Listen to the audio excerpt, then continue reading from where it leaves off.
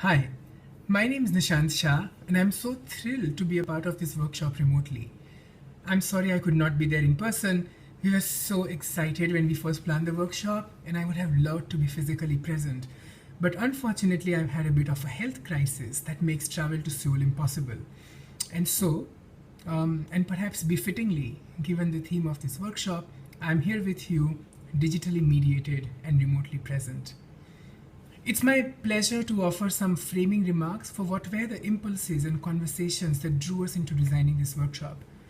With Dr. Tejaswini Niranjana, and indeed many of the invited panelists and respondents, I have been working and inquiring into the conditions of the digital for over 15 years now, trying to bring together ways by which we could speak intelligently, fruitfully, and to stakeholders outside of our immediate peer groups in cultural studies about the form, the format, and the function of the digital. In my various roles as a research director for the Center for Internet and Society in Bangalore, India, in my professorship in Culture and Aesthetics of Digital Media at Leuphana University in Germany, and my current position as the Dean of the Graduate School for Artes University for the Arts in the Netherlands, I have been intrigued by a few tropes that I have seen in the scholarship, critique, and discourse around the digital within what might loosely be called cultural studies or digital cultural studies. I want to mention three of those primary tropes that emerge in this space, and from there on, hope to understand why we invited you to hack the curriculum for worlding the classroom. The first trope that we were intrigued by around digital cultures is the ways in which the field itself has been defined. A large part of scholarship in contemporary cultural studies, which understands the digital as central to our forms of life and living, appropriates the digital as a cultural object that extends our older forms. Thus, content analysis of digital objects, a sociology of the comments on social media, formal analysis of digital visuals, reception studies looking at circuits of circulation and consumption, understanding social and interpersonal phenomena are all different ways by which we have paid attention to the study of the digital. However, as Rupika Rissam and Adeline Ko have pointed out in the review of this field, these interventions do not necessarily take into account the materiality, the language, the code, and the technologies of the digital in their analysis. We fall back, they say, on perpetuating the idea that within cultural studies we analyze content, and in the processes we relegate the study of logics, logistics, the algorithmic, and the machinic to disciplines that safeguard the production and proliferation of digital technologies. This is not a call for all of us to become programmers, but it is a call that suggests that we need to take the making of digital, the language and code performances of the web, and the new mechanics of distribution and circulation more seriously in our work.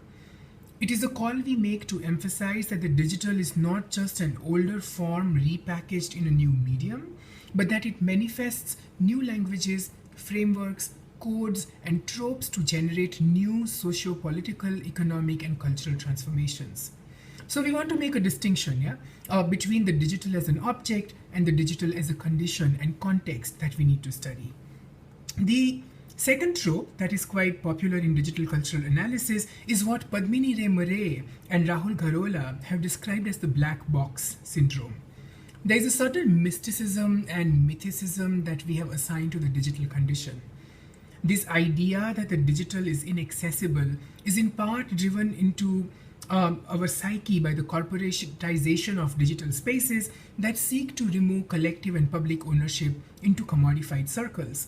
And partly it's driven by the insistence that the digital movement is technologized in a way that no other historical epoch has been marked. Wendy Chun, who is one of the scholars of software studies, quite succinctly puts it when she says that the more our devices are transparent, the more they become opaque, taking away from us the capacity to interrogate, understand, hack, and crack the logics which are artificially constructed but presented as natural. We do the humanists and the cultural studies scholars a disservice if we position ourselves as a technological. because it's evident that most cultural studies have dealt closely with the technologies of cultural production and their historical and material evidences. So we almost want to reclaim the digital and suggest that we find new ways by which we make our work speak to digital scholars, and that we engage with the processes and practices of digital innovation and development, not from a point of view of the other, but from the point of view of an insider. And the third and last trope that geared us towards this workshop was to figure out how we address the rising demand that our classrooms and teaching be digitally mediated. The easy answers to the demand for digitization have been to introduce smart tools, build platforms, create digital archives of information and material, or of course just easily build new kinds of MOOCs. However, these solutions often are driven by what I and Liz Losh call an extinction impulse.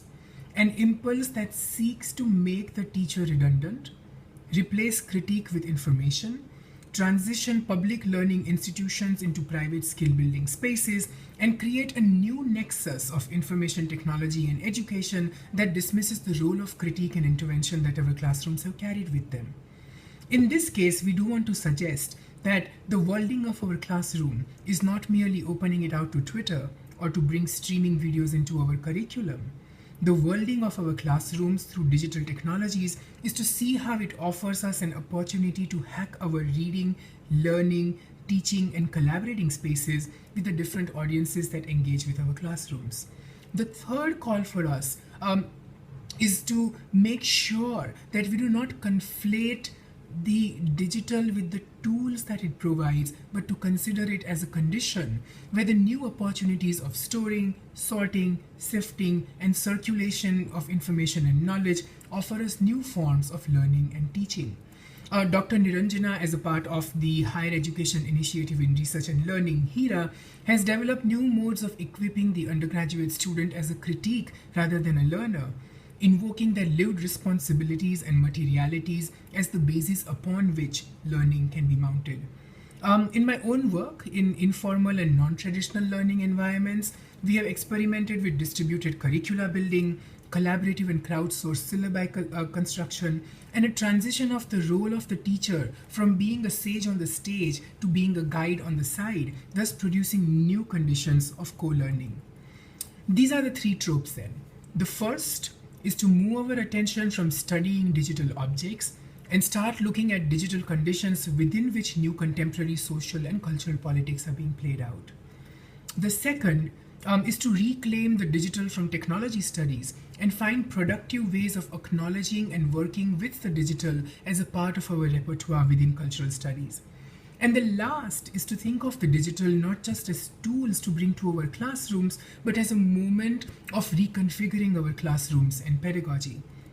And with these three tropes in mind, we designed this workshop where we want to invite you to hack our own practices and think of strategies and tactics that we need to create to collectively world our classrooms and research. I hope that these are interesting provocations for you to work with for the rest of the workshop, as we examine the panic objects and look at how we might be able to help each other in addressing some of the panic points that the presence of the digital produces in our teaching and learning practices. Thank you, and I look forward to the first conversations that emerge from this workshop. Have a fantastic time in Seoul. Bye.